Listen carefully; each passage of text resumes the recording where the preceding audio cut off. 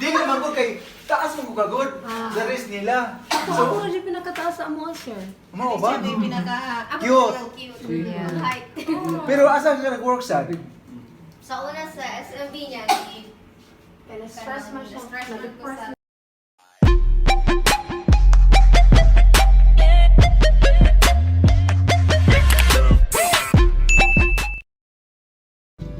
Hello everyone!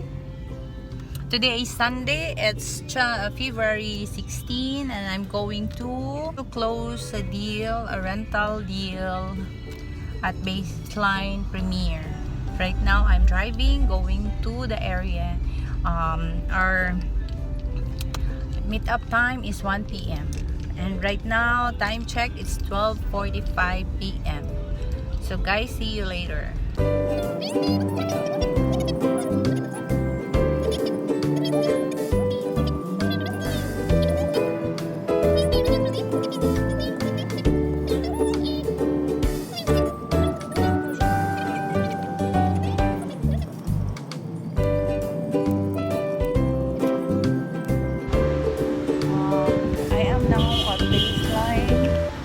Center. I am waiting for client, and right now time check it's 1:05 p.m. so I am waiting for them to arrive. Now guys, we are at the Baseline Center. Client will rent. So this is located at Juana Usmeña Street, Cebu City. We will go inside.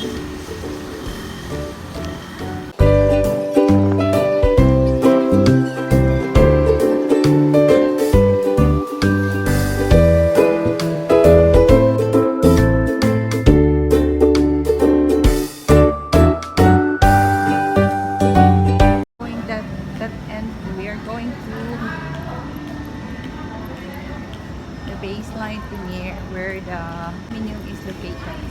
The first building that we saw was the Baseline HQ. It is of the condominium.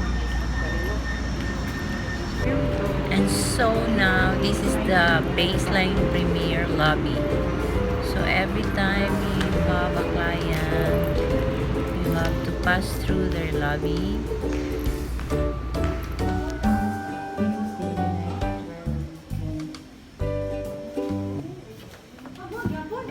Turn on. Turn on.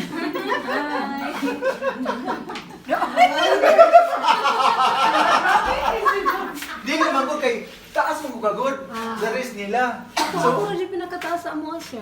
Mo ba? Cute. Yeah. Height. Pero asa ka nag-work sa? Sa una sa SMB niya, Stress man siya. stress man ko sa teach ko before then. Kung license Now it's closed. I am going to sign as a broker here. Napunta ko, please. Okay, so ma'am, deal. Wala mo lagi sign. Wala mo lagi. Oh, here. Okay. There, ma'am, sign in the presence of Kada page pa ni. So this is our beautiful renter. Congratulations pa on your new place, new home. It's very nice. So kita ka mo stay, ma'am? Okay. Ang sister. Dili ka mo? Ako. Ikaw. Ikaw ang doon ka sister. So this is the owner, the beautiful Vivica Karen. Okay. So muna siya. And mo na siya ang Ako? renting. Kung ano, laglakad ra. Asa man yung area niya sa Close. laglakad ra dyan. Kaya wala mga Congratulations, rented out director for closing a sale this month. Right? Good morning, everyone. Today is Monday and I'm going to meet up my client for the condominium sale. So I hope na ma-close ko yung deal today because it's Monday and time check right now. It's 9:23. We will meet up 10 a.m. at Vivesa Garden Residences. So we'll update you later.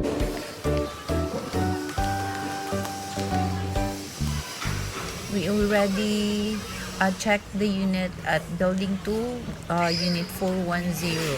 So we will check now the amenities.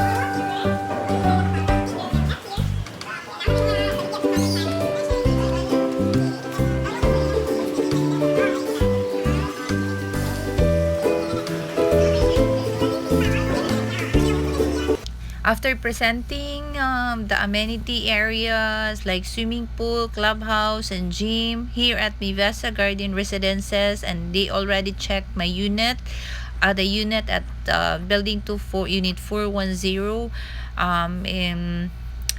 I guess they will decide as soon as possible that they will get the unit, because there is no inventory anymore here, because it's already sold out from Building 1 up to Building 7.